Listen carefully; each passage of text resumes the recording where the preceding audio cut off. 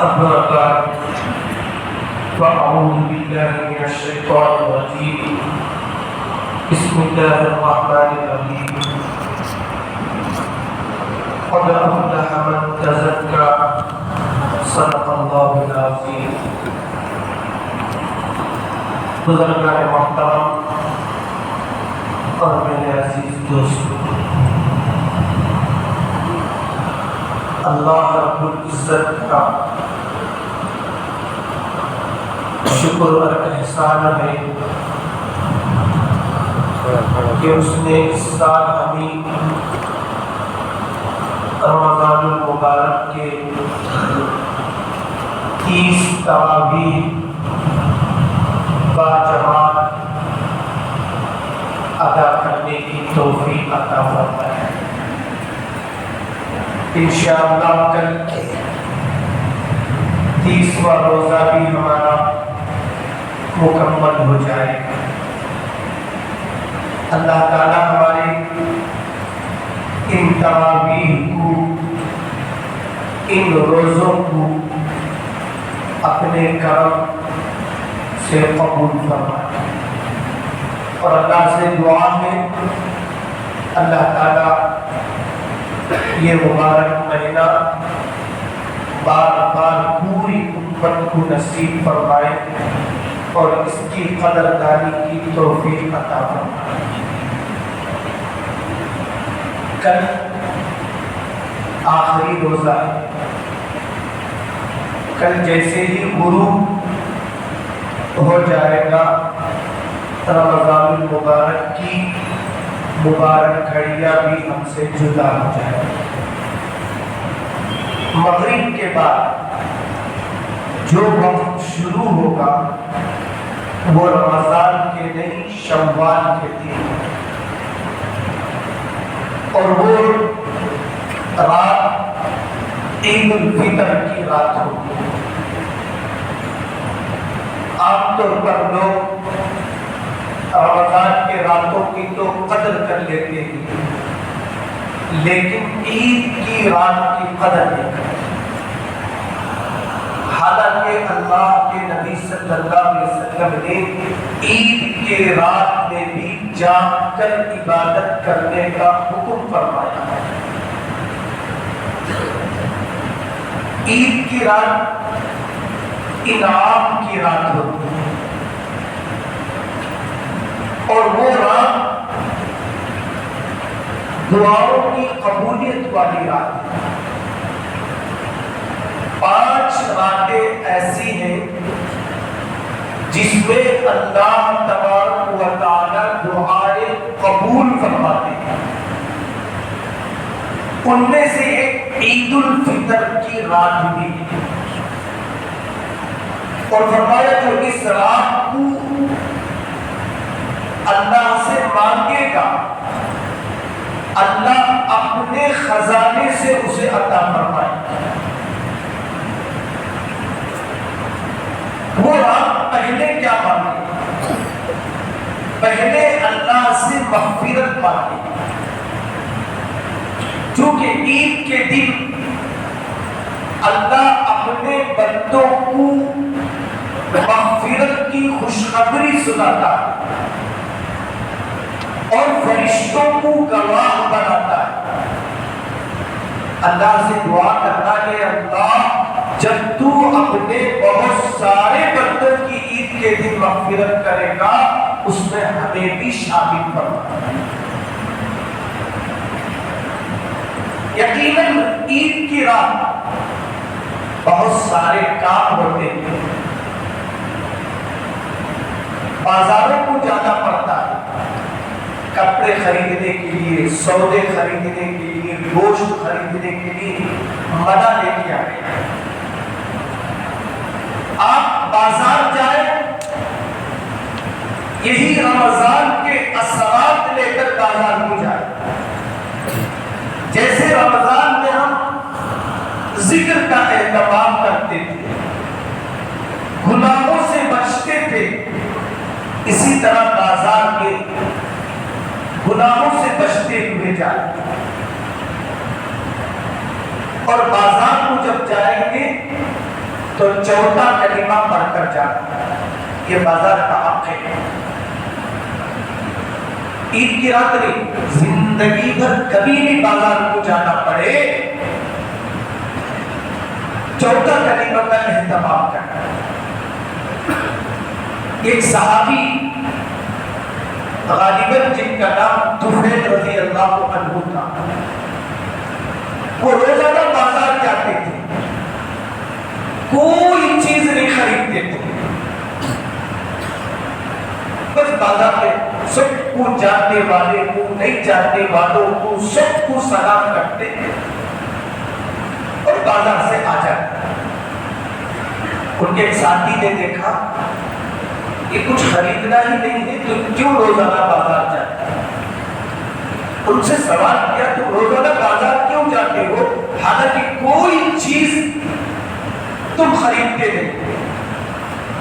تو انہوں نے کہا لوگ بازار کو جا کر دنیا خریدتے ہیں، میں بازار جا کر آخرت کی چیزیں خریدتا ہوں۔ اللہ کے نبی صلی اللہ علیہ وسلم نے فرمایا تم سلام کرو جاننے والے کو بھی نہیں جاننے والے کو بھی، اور محلے میں اکثر لوگ جاننے والے ہوتے ہیں، بازار میں انجانے لوگ بھی آتے ہیں۔ تو میں اس حدیث پر عمل کرتے ہوئے آخرت کو خریدنے کے لیے بازار جاتا ہوں، دنیا خریدنے کے لیے۔ اچھا ہم لوگ دنیا خریدنے کے لیے بازار جاتے ہیں لیکن وہاں آخرت کو بھی خریدیں، آخرت کو بھی خریدیں۔ چوتھا کلمہ لا الہ الا اللہ وحدہ لا شریک لہ لہ الملک ولہ الحمد یحیی ویمیت بیدہ الخیر وہو علی کل شیء قدیر۔ کیا ملے گا؟ ایک روایت میں ہے 4 لاکھ نیکیاں اسے ملے گی اگر بندہ سنت سمجھ کر حضور کے عشق میں پڑھے گا۔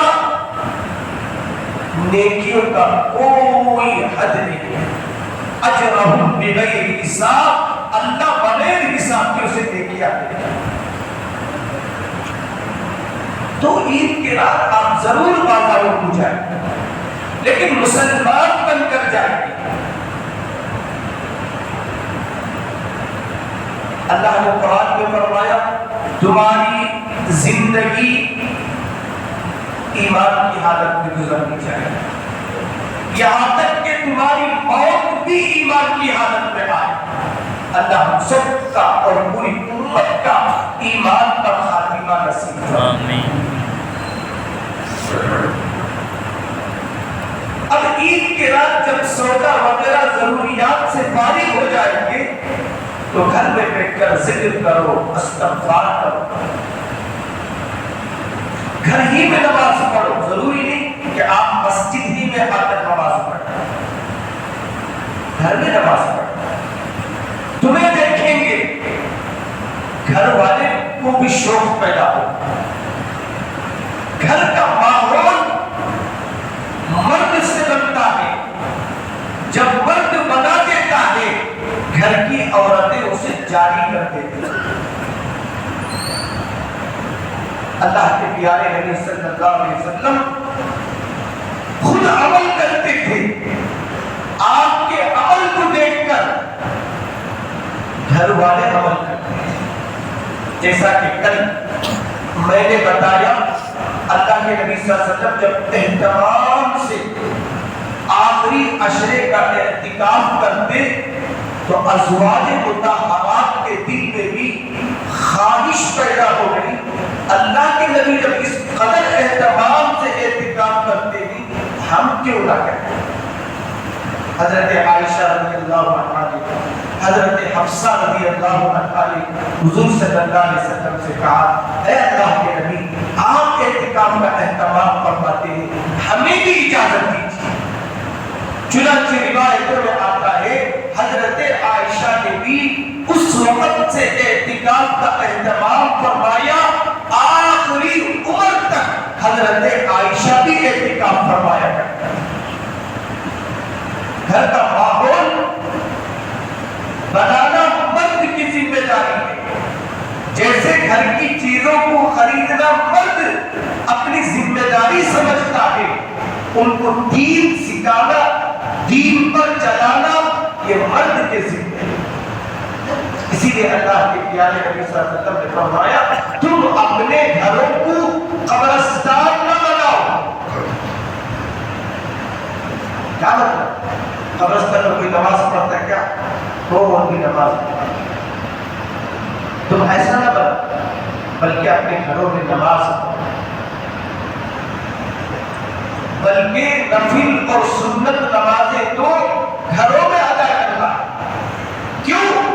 اس کی ایک حکمت علماء نے لکھی ہے تاکہ گھر والوں کو بھی نماز کا احساس پیدا ہو جائے. کتنی اہم عبادت ہے کہ ہمارے گھر کے مرد باوجود دن بھر کام میں رہنے کے نماز کا اہتمام کرتے ہیں. اللہ کے نبی صلی اللہ علیہ وسلم کبھی نماز پڑھتے تو حسن اور حسین آپ کے پیٹھ پر سوار ہو جاتے ہیں. یہی ماحول کا نتیجہ تھا. کربلا کے میدان میں امام حسین رضی اللہ عنہ کو جب شہادت کا وقت آیا، دشمنوں نے آپ کو گھیر لیا، تو حسین رضی اللہ عنہ نے دشمنوں سے کہا مجھے نماز پڑھنے کی اجازت ہے. اس کے بعد معاملہ دیکھا جائے گا. امام حسین نے اگر کسی چیز کے لیے اجازت مانگی تو نماز کے لیے اجازت مانگی. وہ جانتے تھے اگر میں بغیر نماز کے شہید ہو جاؤں گا میرے نانا ناراض ہو جائیں گے. اس لیے کہ میرے نانا کی آخری وصیت تھی الصلاۃ الصلاۃ، اے میری امت نماز کا اہتمام کر لے گا، نماز کا اہتمام کر لے گا. نماز ایسی محتمم بشان کی عبادت ہے. کبھی نماز کو دل سے پڑھو. دل سے نماز تنہائی میں ہوتی، ورنہ جو اللہ کے نبی صلی اللہ علیہ وسلم نے امت کے اماموں کو فرمایا تم ہلکی پھلکی نماز پڑھایا کرو. اس لیے کہ جماعت میں بیمار لوگ بھی رہتے ہیں، بچے بھی ہوتے ہیں، ضرورت کو جانے والے احباب بھی ہوتے ہیں. تمہاری لمبی نماز پڑھانے سے ان تمام کو حرج اور تکلیف ہو. ایک صحابی رضی اللہ عنہ حضور صلی اللہ علیہ وسلم کے پاس آئے، آ کر اپنے امام کی شکایت کی. کہتا ہے نبی صلی اللہ علیہ وسلم یہ فجر میں بڑی لمبی نماز پڑھاتے ہیں جس کی وجہ سے مجھے کھیت کو جانے میں تکلیف ہو جاتی ہے، دھوپ آیا. اللہ کے نبی صلی اللہ علیہ وسلم نے ان صحابی کو بلایا جو امامت میں تھے، بلا کر کہا کہ ان کی نماز پڑھایا کرتا ہے. ضرورت مند لوگ ہوتے ہیں، ان کی ضروریات بھی ہوتی ہیں. اسی لیے آپ دیکھیں گے اللہ کے نبی صلی اللہ علیہ وسلم کی نمازیں فضائل اعمال میں بار بار ہم سنتے ہیں. نماز کے بعد میں اللہ کے نبی صلی اللہ علیہ وسلم اتنی لمبی نمازیں پڑھتے تھے آپ کے پیر مبارک میں ورم آ جایا کرتا تھا. آپ صلی اللہ علیہ وسلم نماز کا اہتمام بتایا امت. عید کے رات مسجد میں نہیں ادا کر سکتے، گھروں میں اس کا اہتمام. عید کی رات تہجد پڑھو، اللہ سے مانگو. انعام کی رات یہ رات چلے جائے گی پھر محرومی کا سامنا کرنا پڑے. اللہ سے کہو اے اللہ ہم انعام کے مستحق نہیں ہیں. لیکن دنیا والے کو ہم دیکھتے ہیں، دنیا کا کوئی سخی سخاوت کرتا ہے، کوئی آدمی دیر سے آتا ہے تو کیا ہوتے چلے جاؤ وقت ہو گیا. پھر وہ بندہ عاجزی کرتا ہے تو دنیا کا سخی بھی اسے محروم نہیں کرتا. اے اللہ آپ تو سخیوں کے سخی ہیں, رحم کرنے والوں پر رحم کرنے والے ہیں. اے اللہ میں انعام کے مستحق نہیں ہوں, لیکن اے اللہ آپ کے خزانے میں کچھ کمی نہیں ہے, مجھے بھی انعام دے دیجیے. اور جانتے ہو اللہ کے نبی نے فرمایا وہ رات دعا کی قبولیت والی رات, اللہ محروم نہیں فرمائے. اور فرمایا جو عید کی رات کو جاگتا ہے بڑی خوشخبری اسے کیا سنائی گئی, قیامت کے دن تمام بندوں کے دل مر جائیں گے. کیا مطلب دل مر جائیں گے, کیا مطلب کیا؟ علماء فرماتے ہیں قیامت کا دن اتنا ڈراؤنا دن ہوگا, انبیاء پریشان ہوں گے میرا کیا ہوگا. یہاں تک کہ حدیث کی کتابوں میں آتا ہے بڑے بڑے انبیاء جن کا نام اللہ نے قرآن میں ذکر کیا وہ تمام کہیں گے نفسی نفسی, میرا کیا ہوگا میرا کیا ہوگا. قربان چاہیے. اس وقت اللہ کے نبی کو اپنی فکر نہیں ہوگی. اس وقت اللہ کے نبی کی زبان سے جو نکلے گا وہ یہ نکلے گا امتی امتی, میری امت کا کیا ہوگا میری امت کا کیا ہوگا. ایسے درد و فکر والے نبی کی ہم امت ہے. رمضانی مسلمان مت بنو, تعلیمی مسلمان بنو. جیسی ہماری زندگیاں گزرے گی اسی کے لائق ہماری موت آئے گی. عید نئے کپڑے پہننے کا نام نہیں, یہ تو ایک سنت ہے. اگر اللہ نے اچھا لباس دیا ہے تو اچھا لباس پہنو. اگر تمہیں طاقت ہے تو پہن کر لے کر پہننے میں کوئی حرج نہیں. اللہ پیسے دے کر دیا پہننے اوڑھنے کھانے, لیکن کیا فرمایا جو تم پسند کرتے ہو وہ امت کے لیے بھی پسند کرو.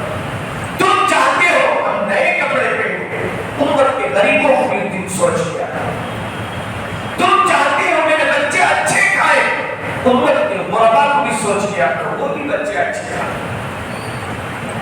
اسی لیے اللہ نے صدقۃ الفطر کو عید کے دن واجب فرمایا. واجب کا مطلب ادا کرنا ضروری ہے. اگر کسی نے ادا نہیں کیا تو فرمایا عید کی نماز کے بعد بھی ادا کر لے, لیکن وہ ثواب نہیں ملے گا جو عید کے دن عید کی نماز کو جانے سے پہلے دینے کا ثواب.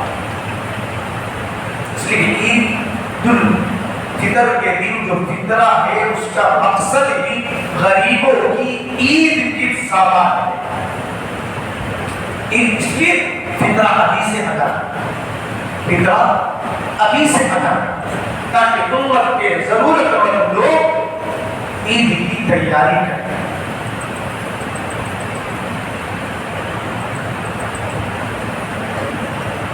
ہم لوگ کیا سمجھتے ہیں پہننے اوڑھنے کا نام, کھانے کا نام عید نہیں, یہ سب مسنون اعمال ہے. اصل میں تو عید کے دن بھی امت کے درد کو اپنے سینے میں لینے کا اللہ کے نبی صلی اللہ علیہ وسلم نے ہدایت دی. مشہور واقعہ ہے, اللہ کے نبی صلی اللہ علیہ وسلم جب عیدگاہ جا رہے تھے تو آپ نے ایک معصوم بچے کو دیکھا عید کے دن راستے میں کھڑے ہو کر رو رہا ہے, پھٹے کپڑے پہنا ہوا ہے, بال بکھرے پڑے ہیں. اللہ کے نبی صلی اللہ علیہ وسلم دیکھے امت کے بچے نئے نئے کپڑے, چہرے میں خوشی, لیکن یہ بچہ اس قدر گندا ہے, پھٹا کپڑا پہنا ہوا ہے. اللہ کے نبی صلی اللہ علیہ وسلم قریب, آپ سے بڑھ کر یتیمی کون جان سکتا ہے؟ اس لیے کہ آپ یتیم پیدا ہوئے. حضور صلی اللہ علیہ وسلم نے اپنے والد کا چہرہ نہیں دیکھا. جب آپ ماں کے پیٹ میں تھے آپ کے والد کا انتقال ہو گیا. اسی لیے اللہ نے سورہ ضحیٰ میں فرمایا الم یجدک یتیما فآویٰ, اے حبیب آپ نہیں جانتے یتیمی کا زمانہ کس قدر تکلیف کا زمانہ ہوتا ہے. اس وقت ہم نے آپ کو کیسے پتہ دی؟ اللہ یہ احساس دلانے کے بعد نیچے آیتوں میں فرماتا ہے فَأَمَّا الْيَتِيمَ فَلَا تَقْهَرْ، کسی یتیم کو تم جھڑکا نہ کرنا. اسی لیے حدیث میں آتا ہے جو یتیم بچوں کے سر پر شفقت سے محبت سے ہاتھ پھیرتا ہے اس کے سر کے اوپر جتنے بال ہے اتنی نیکیاں اسے لکھی جاتی ہیں. اور فرمایا جو یتیم کو کھلاتا ہے اللہ کے نبی صلی اللہ علیہ وسلم فرماتے ہیں اللہ اسے برکتیں عطا فرماتا ہے. یتیم الیتیم سورہ ماؤن میں ہم پڑھتے تھے جاہلوں کی عادت تھی وہ یتیم بچوں کو دھکے دیتے تھے ان کا مال قبضہ کر لیتے تھے. اللہ نے سورہ نساء میں بڑی تفصیل کے ساتھ یتیم کے احکام بیان فرمائے یتیم کا مال ہے تو تم اس کی حفاظت کرو. یتیم کے مال تو جب تم خرچ کرو تو ایسے خرچ کرو جیسے اپنے دولت کو فکر اور درد سے خرچ کرتے ہیں. اتنا جلدی خرچ مت کرو بچہ بڑا ہونے کے بعد وہ وراثت سے محروم ہو جائے. اللہ کے نبی صلی اللہ علیہ وسلم نے بچے سے پوچھا بیٹا آج تو پوری امت کے بچے خوش ہیں کیوں رو رہا ہے کیا تکلیف ہے؟ تو بچے نے کہا میں وہ بدقسمت بچہ ہوں میرے سر پر نہ میری ماں ہے نہ میرا باپ ہے نہ بھائی ہے نہ بہن ہے. اپنی درد کو بیان کیا تو اللہ کے نبی صلی اللہ علیہ وسلم کا دل درد سے بھر گیا. آپ عیدگاہ تشریف نہیں لیتے آپ کہاں جا رہے تھے؟ عید کی نماز ادا کرنے کے لیے جا رہے تھے. روایتوں میں آتا ہے آپ اس یتیم کا ہاتھ پکڑے واپس قدم گھر کی طرف آ کر حضرت عائشہ سے فرمایا اسے نہلا کپڑے پہنا. جب بچے کو نہلایا گیا کپڑے پہنایا گیا عطر لگایا گیا ساری چیز اسے پاکی صفائی کر دی گئی. اللہ کے نبی صلی اللہ علیہ وسلم نے فرمایا بیٹے کیا تم یہ نہیں چاہتے محمد تمہارا باپ آج سے میں تمہارا باپ ہوں عائشہ تمہاری باپ ہے حسن حسین تمہارے بھائی ہیں فاطمہ تمہاری بہن ہے. تو بچہ خوشی سے مسکرانے بزرگوں یہ عید ہے امت کے غریبوں کو ساتھ کرنا. فرمایا جو اور اولادوں کے ساتھ نیکی کریں گے یہ نیکیاں ہماری بچوں کے لیے کام آئے. میں خالی کا دولت جمع کر کے بچوں جب تک ان کی تربیت نہیں کریں گے ہماری جمع کردہ دولت انہیں کام نہیں آئے. تربیت کے ساتھ جو دولت دیں گے اس دولت میں برکت ہوگی اس دولت کی درد بھی اس کے اندر ہوگا. بغیر تربیت کے آپ دولت دیں گے آپ نے دیکھا ہوگا بچے کیسے عیش کر کے ختم کرتے ہیں. فرمایا تربیت اثر جتنا بچوں کے لیے جمع کرتے تربیت کو بھول جاتے. بچوں کو اتنا دو جتنی ان کو پیچھے ضرورت آئے. آگے اللہ ان کی قسمتوں کو اچھا کرے گا جب دیندار بنے. عمر بن عبدالعزیز رحمۃ اللہ علیہ کا آخری وقت آیا عید کے دن بچوں کے لیے نئے کپڑے نہیں. بڑا لمبا قصہ واقعہ ہے کہیں بہت ہو چکا ہے. تو عمر بن عبدالعزیز رحمۃ اللہ علیہ نے فرمایا انہیں اٹھا کر بٹھا بیٹھنے کے بعد فرمایا میں نے اپنے بچوں کو سورہ واقعہ سکھا دیا. سورہ واقعہ پڑھا دیا ہے اور سورہ واقعہ کی فضیلت یہ ہے جو مغرب کے بعد سورہ واقعہ پڑھیں گے زندگی پر غربت اور فقیر نہیں آئے. یہ میری اور آپ کی بات نہیں اللہ کے نبی صلی اللہ علیہ وسلم کی بات ہے. واقعہ سے فاقہ دور ہوتا ہے. میں نے اپنے بچوں کو دے دیا ہے فرمایا دین ہوگا اللہ برکت والی سکون والی دنیا انہیں نصیب فرمائے۔ تو اگر آج عید الفطر کی جو رات آنے والی ہے اس کی قدر ہے اور اول فرصت صدقۃ الفطر کو ادا کریں، اپنے طرف سے اپنے نابالغ اولادوں کی طرف سے بھی صدقہ فطر ادا کریں۔ صدقہ فطر کا فائدہ کیا ہے؟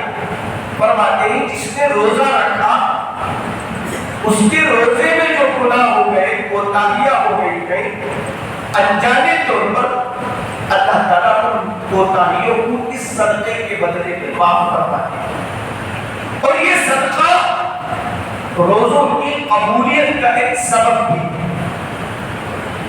دوسرا فرمایا یہ غریب کا حق ہے، اسے اپنے مال میں جمع کر کے رکھو، غریب کو دے دو تاکہ وقت پر استعمال کرے۔ صدقۃ الفطر کو خوشی خوشی وقت سے پہلے بڑی رقم دے دیا کرے۔ یہ جو لکھا جاتا ہے وہ کیوں کا، جو چیز اپنے لیے پسند کرتے ہیں وہ امت کے غریبوں کے لیے بھی پسند کرنا ہے۔ اللہ عز و جل ہم سب کو عید کا دن مغفرت والا دن بنائے، عید کی رات انعام کی رات بنائے۔ اللہ یہ رمضان کو ہمارے لیے ہدایت کا سبب بنائے، مغفرت کا سبب بنائے۔ اللہ عز و جل سننے کہنے سے زیادہ ہمیں عمل کی توفیق عطا فرمائے۔ وآخر دعوانا الحمدللہ رب العالمین۔ جیسا کہ میں ہمیشہ کہا کرتا ہوں، عیدین کی رات اپنے بیوی بچوں کے ساتھ اچھا سلوک کرو۔ اکثر ہم دیکھتے ہیں کہ عیدین کی رات پہ، عید کے دن میاں بیوی میں لڑائی، بچوں میں، باپ میں لڑائی، عید کے دن برداشت کرتے ہیں۔ ہمارے بچے، ہماری بیوی ہے، ناقص عقل ہے، بچے نادان ہے، عید کے دن جھگڑو، کھانا اچھا پکا لیتا، کپڑے اچھے پہنے ہوتے ہیں، لیکن غصے کی وجہ سے گھر کا ماحول بگڑا۔ نہیں، سب سے زیادہ اخلاق کے مستحق یہ ہمارے بیوی بچے، ہماری بیویوں نے زندگی پر ہمیں کھلایا ہے، پلایا ہے، ہمارے گندے کپڑے دھوتے ہیں، ہماری طبیعت کا، ہمارے بارے میں ہر معاملے میں فکر کرتی ہیں۔ ماں کے بعد اگر کسی کا احسان ہے وہ بیوی کا احسان ہوتا ہے۔ اسی لیے اللہ کے نبی صلی اللہ علیہ وسلم نے فرمایا تم میں بہترین آدمی وہ ہے جو گھر والوں میں بہتر ہے۔ میں گھر والوں کے ساتھ بدمعاشی کروں، آپ کے ساتھ شرافت سے پیش آؤں، دنیا والے تو دھوکے میں آ جائیں گے، لیکن اللہ کے یہاں میں بدمعاشی نہیں کھا جاتا۔ غصے کو پینا، غصے کو پینا یہ بھی نیک ہے۔ ہم سے کیا گناہ نہیں ہوتا، ہم بھی ایسے کام کرتے ہیں، بیوی کو غصہ انہیں شوہر بول کو خاموش رہتا ہے، شوہر بول کر عزت کر لیتے ہیں، وہ عزت ہمیں بھی کرتا ہے، وہ خیال ہمیں بھی کرتا ہے۔ دل دکھا کر آپ بریانی کھانا تو بچے نہیں کھانا۔ ہم دیکھیں عید کے دن بھی جھگڑے دیکھیں، اچھا پکا رہتا، بچوں کو کھانا نصیب، بیوی محنت کر کو بناتی، اسے کے تانے دیتے۔ اللہ کے نبی صلی اللہ علیہ وسلم گھر آتے تو آپ حضرت عائشہ کے ساتھ اور ازواج کے ساتھ گھر کے کام کرتے۔ آپ اللہ کے نبی پاؤں پر پاؤں ڈال کر نہیں بیٹھتے، آپ صلی اللہ علیہ وسلم دیکھتے عائشہ آٹا گوندھ رہی ہے تو عائشہ سے کہتے عائشہ آٹا تو میں ہی گوندھتا ہوں، دوسرا کام تم کر۔ کبھی عائشہ کپڑے سیکھتی ہوتی، اللہ کے نبی جھاڑتے تھے۔ جیسے گھر کی صفائی عورت کرتی ہے، مرد بھی تو کرتا ہے، اس کا بھی تو گھر ہے۔ نبی کی سنت ہم نہیں جانتے، کسی پر ظلم زبردستی کر کے خدمت لیں گے یہ بھی گناہ ہے۔ ہمارے مردوں کا مزاج کیا بنتا ہے؟ اچھا صحت دیا ہے اللہ، کیا بیماری بھی نہیں، سستی کے سوا بیٹھے تو انہیں کیا کام کریں گے، پانی کو چلا تک لگتی نہیں کی، کیا ظلم نہیں ہے؟ پیاس تجھے لگی بات جا کو پی لے، دوسرے کام میں لے لے، وہ کام بھی ہم سے جڑا ہوا۔ اللہ کے نبی صلی اللہ علیہ وسلم اپنا کام خود کرتے تھے، عارف باللہ حضرت ڈاکٹر عبدالحی صاحب رحمۃ اللہ علیہ کے بارے میں نے کتاب پہ پڑھا. حضرت فرماتے ہیں میری عمر بیوی کے ساتھ 50 سال گزر گئے. کبھی میں نے بیوی کو حکم نہیں کیا، لیکن بیوی میرے مزاج جانتی تھی. میرے شوہر یہ وقت میں یہ کھاتے ہیں، یہ پیتے ہیں، میں حکم نہیں دیتا تھا، وہ خود شوق سے خدمت کرتا تھی. کبھی میں نے بیوی کے ساتھ سخت کلامی سے بات نہیں کی. کیوں؟ اللہ کے نبی صلی اللہ علیہ وسلم نے وصیت فرمائی تھی عورتوں کے ساتھ اچھا سلوک. ہم دنیا والوں کو معاف کر دیتے ہیں، بیوی کو معاف نہیں کرتے، اس سے بات نہیں کرتے، اس سے بات نہیں کرتے، اسے کھانا پیٹ کو لگے گا کیا، جسم کو کپڑا لگے گا کیا. چاہے ظلم نہیں ہے، تمہیں کیا بھی عبادت کر لو اللہ قبول نہیں کرے گا. بندی کا دل دکھا کر ایک اللہ والے کا واقعہ لکھا گیا ہے. آخری عمر میں ان کے ہاتھ پیر میں کمزوری آ گئی، اتنی کمزوری آ گئی خود سے وضو نہیں کر سکتے. اللہ حفاظت کرتا.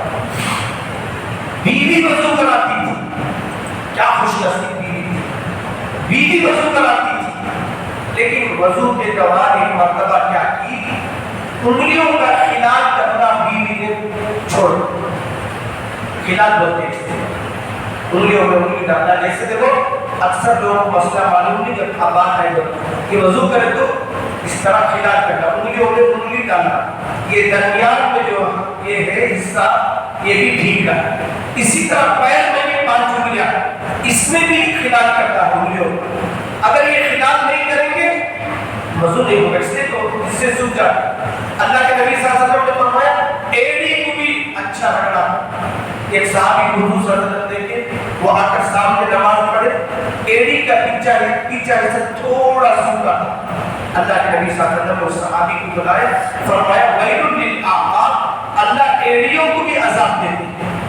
جاؤ وضو صحیح کر، وضو صحیح ہوگی نماز صحیح ہوگی. نماز میں دنیا کے خیالات نہیں آئیں گے. جب وہاں فساد آتا ہے نماز میں بھی وہ فسادات ظاہر ہوتے ہیں. وضو کو اطمینان سے کرو، ایک عضو کو سنت کے مطابق دو. تو اس نے خلال کرنا چھوڑ. غصہ آیا، بڑھاپے میں غصہ آیا.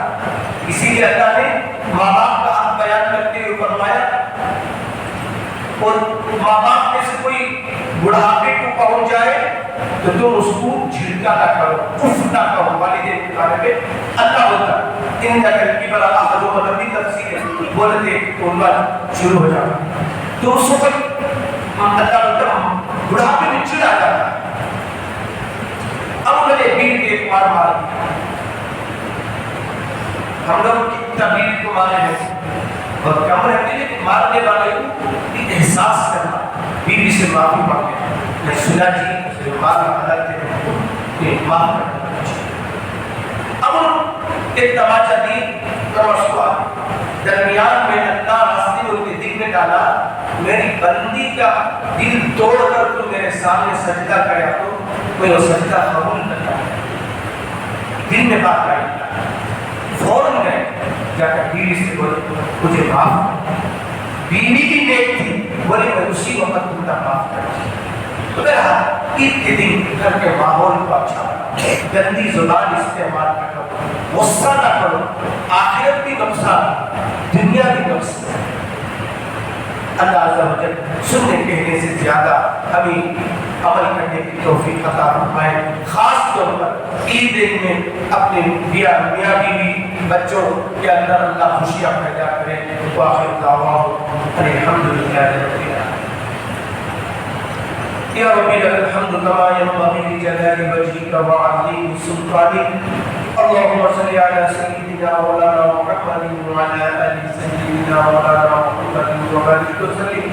ربنا آتنا في الدنيا حسنة وفي الآخرة حسنة وقنا عذاب النار يا أرحم الراحمين ويا أكرم الأكرمين. اے اللہ ہم سب کے اور پورے عالم کے مسلمانوں کے گناہوں کو معاف فرما. اے اللہ آج ہم نے نماز تراویح 30 مکمل کی ہے، مولا اسے قبول فرما. جو کچھ نماز تراویح میں سستیاں ہوئی ہیں، غلطیاں ہوئی ہیں، مولا اسے تو معاف فرما دے. اے اللہ بار بار ہمیں نماز تراویح کھڑے ہو کر صحت کی حالت میں پڑھنے کی توفیق عطا فرما۔ اے اللہ تیرے بہت سارے بندے رمضان میں بھی رمضان سے پہلے بھی انتقال کر گئے، مولا ان کی مغفرت فرما، ان کے درجات کو بلند فرما، گھر والوں کو صبر جمیل عطا فرما۔ اے اللہ معلوم نہیں ہم میں سے کس کس کے لیے یہ آخری راتیں ہوگی رمضان کی، مولا ان راتوں کو ہمارے لیے مغفرت کا ذریعہ بنا دے۔ اے اللہ بقیہ زندگی کی قدردانی کی توفیق عطا فرما۔ اے اللہ گزری کی زندگی کی تو ہم جانتے نہیں، اے اللہ بقیہ زندگی کو ہمیں علم نہیں ہے کتنے دن کتنے ماہ باقی رہ گئے ہیں، مولا اس میں تجھے راضی کرنے والے اعمال کرنے کی توفیق عطا فرما۔ اے اللہ جن کو ہم نے زبان سے ستایا ہے، اے اللہ ہاتھ سے پیر سے ستایا ہے، مولا کریم ان سے ہمیں معافی چاہنے کی توفیق عطا فرما۔ اے اللہ اگر وہ تیرے پاس آ چکے ہیں، مولا ہم ان کے لیے تیرے سے مغفرت چاہتے ہیں، مولا ان کی بال بال مغفرت فرما دے۔ مولا کریم اچھے اخلاق کے ساتھ اچھا مسلمان بن کر اچھا امتی بن کر ہمیں زندگی ختم کرنے کی توفیق عطا فرما۔ اے اللہ تیرے دین کی خدمت کے لیے ہمیں قبول فرما۔ اے اللہ تو محتاج نہیں ہے، اے اللہ تو معمولی مخلوق سے بھی اے اللہ تیرے دین کی خدمت لے لیتا ہے۔ اے اللہ ہم سے بھی تیرے دین کی خدمت لے لے۔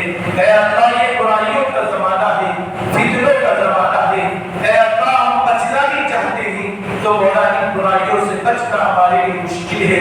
اے اللہ ہم تجھ سے مدد چاہتے ہیں، اے اللہ جب تک تو برائی سے نہیں بچائے گا، فتنوں سے نہیں بچائے گا، ہمارے لیے بچنا مشکل ہے۔ مولا اپنی قوت سے ہمیں گناہوں سے بچا لے۔ اے اللہ نیکیوں کی توفیق عطا فرما دے، لوگوں کی توفیق عطا فرما دے۔ اے اللہ امت کے بہت سے لوگ ایمان کو نہیں جانتے ہیں، مولا ان کی ایمان کی عظمت بتا دے۔ اے اللہ عید کھانے پینے پہننے اوڑھنے کا نام نہیں ہے، عید کے دن بھی اللہ کے نبی نے امت کے درد کو بیان فرمایا، امت کی فکریں فرمائی، مولا وہ فکر ہمیں نصیب فرما دے۔ اے اللہ جتنے ضرورت مند لوگ ہیں، مولا ان کی ضرورتوں کو اپنے خزانے سے پورا فرما دے۔ اے اللہ لوگوں کا محتاج بننے سے ہماری حفاظت فرما دے۔ اے اللہ بیماری کا زمانہ ہے، مولا ہر ایک کو صحت و طاقت عطا فرما، قوت عطا فرما۔ اے اللہ اپنا کام خود کرنے کی اے اللہ توفیق عطا فرما۔ اے اللہ محتاج بن کر دوسروں سے خدمت دینے سے ہماری حفاظت فرما دے۔ اے اللہ تیرے نبی کی سنت ہے، اپنا کام خود کیا کرتے تھے، اے اللہ گھر کے کام کیا کرتے تھے، اے اللہ ہمیں بھی وہ سنتوں کو عادیت عطا فرما دے، ان سنتوں پر چلنے کی توفیق عطا فرما دے۔ اے اللہ معذور بن کر اے اللہ خدمت لوگوں سے لینے سے حفاظت فرما دے۔ اے اللہ ہمیں لوگوں کی خدمت کی سعادت نصیب فرما دے، جیسے تیرے نبی علیہ السلام نے امت کے ہر طبقے کی خدمت کی، اور ہمیں بھی امت کے ہر طبقے کی خدمت کی سعادت نصیب فرما دے۔ اے اللہ رمضان پر جتنے بندوں نے اے اللہ لوگوں کو خدمت کی ہے، اور ان کی خدمتوں کو قبول فرما دے۔ یہ بہت سے بندوں نے سحری کا انتظام کیا، افطاری کا انتظام کیا، اے اللہ ان سب کو اے اللہ بہترین بدلہ تو دنیا میں عطا فرما، اے اللہ برکتیں نصیب فرما۔ اے اللہ موت تک اے اللہ ہماری جان کو، مال کو، صلاحیت کو تیرے دین کی خدمت کے لیے قبول فرما لے۔ مولا ہمیں تیرے دعوت کے کام کے لیے قبول فرما لے۔ اے اللہ ہمیں داعی بنا کر دنیا سے رخصت فرما۔ اے اللہ ہماری دعوت والی باتوں میں تاثیر پیدا فرما۔ اے اللہ تجھے راضی کرنے والے اعمال کرنے کی توفیق عطا فرما۔ اے اللہ لوگوں کی غیبت کرنے سے حفاظت فرما۔ اے اللہ لوگوں کی کوتاہیوں کو اے اللہ درگزر کرنے کا جذبہ نصیب فرما۔ اے اللہ گھر والوں کے ساتھ خاص کر حسن سلوک کی توفیق عطا فرما۔ اے مولا کریم حلال روزی نصیب فرما، برکت والی روزی نصیب فرما۔ اے اللہ جتنے لوگ دعا کی درخواست کیے ان کی حاجتوں کو، ضرورتوں کو مولا اپنے خزانے سے پورا فرما۔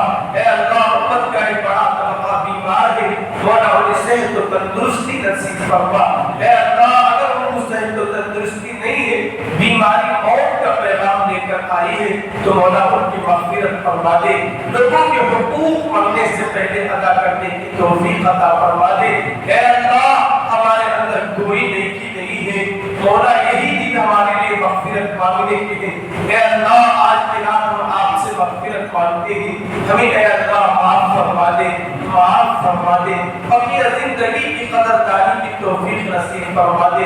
اے اللہ کتنے جوان بچے انتقال ہو گئے، مولا پہلے ایک جوان بچہ انتقال ہوا، عمر 30 پر 60 سال تھی، مولا یہ بھی کیا انتقال ہونے کی عمر تھی، لیکن اے اللہ تو نے انتقال کے لیے کوئی عمر متعین نہیں کیا ہے۔ گھر والوں کا حال کیا ہوگا، اے اللہ تو صبر جمیل عطا فرما۔ اے اللہ ان کے گھروں میں خوشیاں نصیب فرما، ان کے مستقبل کو روشن فرما۔ اے اللہ ہمارے ملک کے حالات کو بہتر فرما۔ اے اللہ بہترین حکمرانوں کو ہمارے ملک حوالے فرما۔ اے اللہ بدمعاشوں کے بدمعاشی سے امت کی حفاظت فرما۔ اے اللہ ہمارے مساجد کی، مدارس کی، خانقاہوں کی، دین کا کام کرنے والوں کی اور پوری امت کی حفاظت کے فیصلے فرما۔ اے اللہ رمضان میں جیسے تو نے برکتیں نصیب فرمائی، مولا بقیہ زندگیوں میں بھی برکتیں نصیب فرما۔ جیسے ہم نے رمضان میں تجھ سے دلوں لگایا، مولا موت تک تجھ سے دلوں لگانے کی توفیق عطا فرما۔ اے اللہ بندے ہیں، گندے ہیں، اے اللہ تو ہمارے ساتھ پاک و صاف فرما، مغفرت کے فیصلے فرما۔ اے اللہ جتنے بچے بغیر بیاہ کے ہیں، مولا انہیں نیک جوڑے مقدر فرما، دیندار جوڑے مقدر فرما۔ اے اللہ جن میاں بیوی میں کسی وجہ سے شیطان نے اختلاف ڈال دیا ہے، ان کو ایک دوسرے کے لیے اے اللہ مہربان فرما۔ اے اللہ ایک دوسرے کے دل کو نرم فرما۔ اے اللہ اس رشتے کے جوڑنے کے فیصلے فرما۔ اے اللہ طلاق و خلا کے واقعات سے امت کی حفاظت فرما۔ اے اللہ یہ امت کے تباہی کی چیزیں ہیں جس سے گھرانے کا گھرانہ مولا برباد ہو جاتا ہے۔ اے اللہ تو ہمارے ہزاروں خطاؤں کو معاف کرتا ہے، ہمیں بھی اپنے ماتحتوں کے ساتھ یہی سلوک کرنے کی توفیق عطا فرما۔ اے اللہ ہمیں دین پر زندگی نصیب فرما، دین پر خاتمہ نصیب فرما۔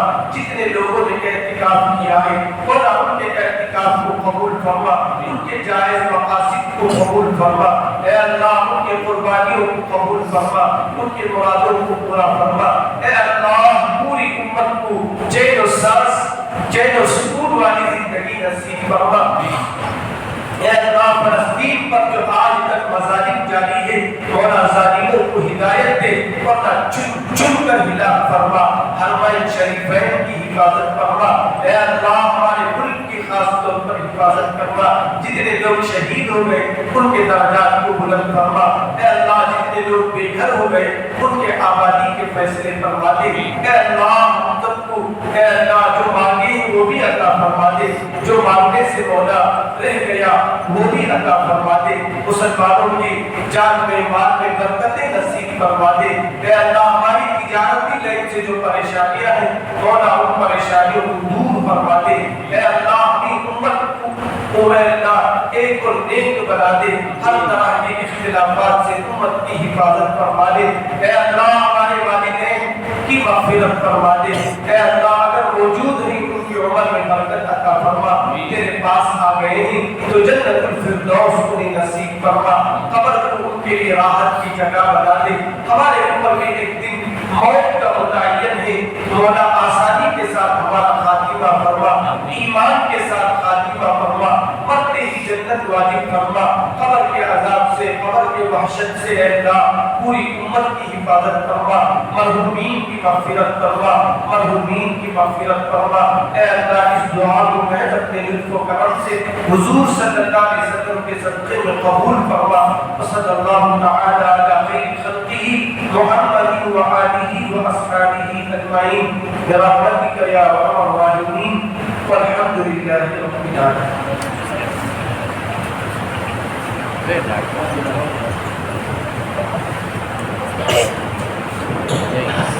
پانی پلا